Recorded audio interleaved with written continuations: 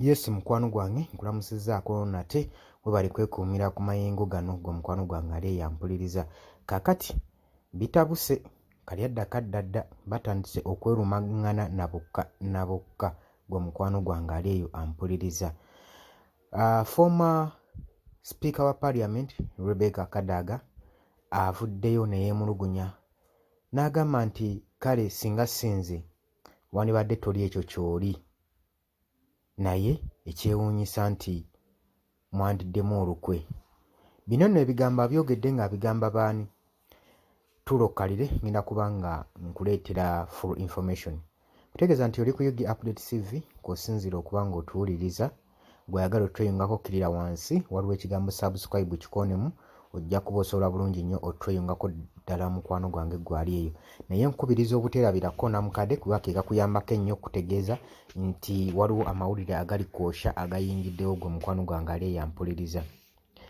Kaakati nno former Speaker wa Parliament Rebecca Alitwala Kadaga tumanyi bulungi nnyo nga bwe yasaavinga mu Parliament ya Uganda ebisanja ebyali biwirirako nga 2.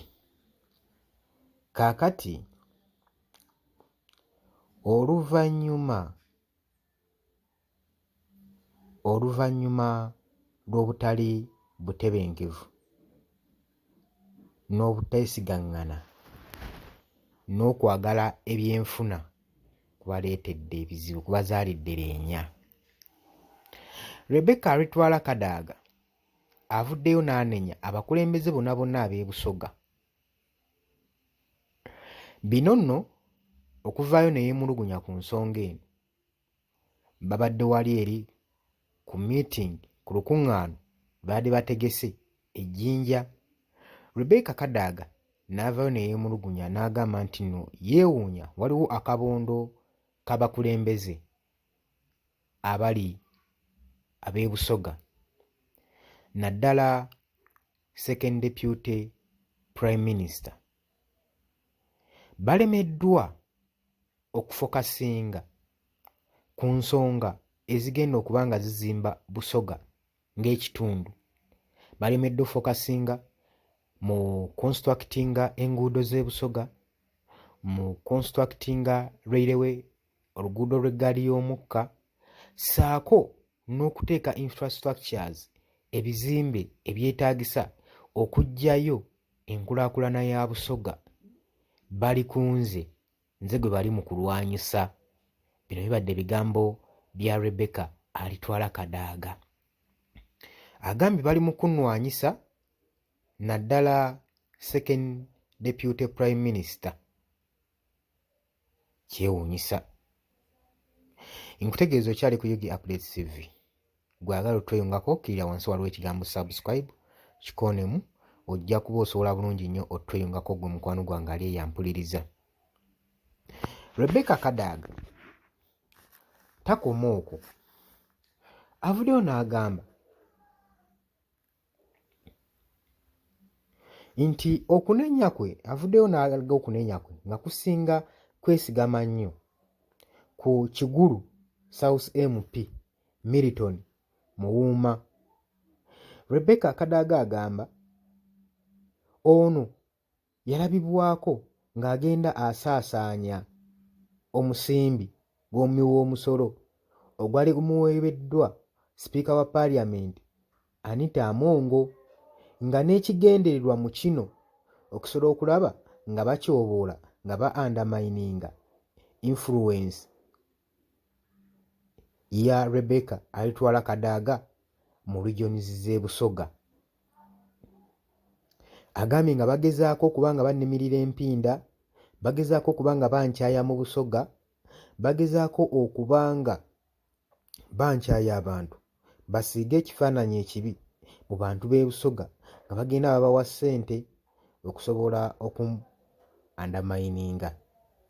Bino bibadde bigambo bya Rebecca Alitwala Kadaga, former Speaker wa Parliament ya Uganda. Takomye okwo, azzeeyo n'atwala n'okunenya eri Busoga Kingdom, obwakabaka bw'e Busoga, naddala Prime Minister ssaako ne Minister of Internal Affairs okubanga ne bano nabo bali mu lukwe okulaba nga obusobozi bwe ne influence ye bagisuula muguluka mu ttundu lino erya Busoga. Jjukira nti nno Rebecca alitwala Kadaga MP Mulamba mu kitundu eky'e Busoga Kamuli. Kati waliwo olutalo lw'ebyobufuzi olw'okulwanira ebifo.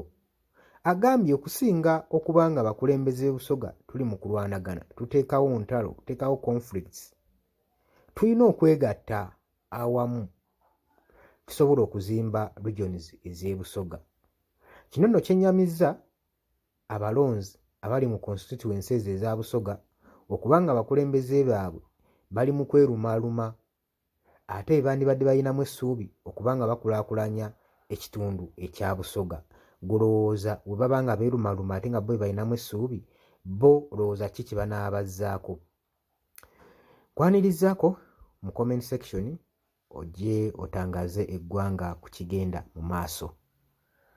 Naye ebintu bino engeri gye tubirabamu, abantu bano bonna bonna sigamba nti nno baakayingira parliament.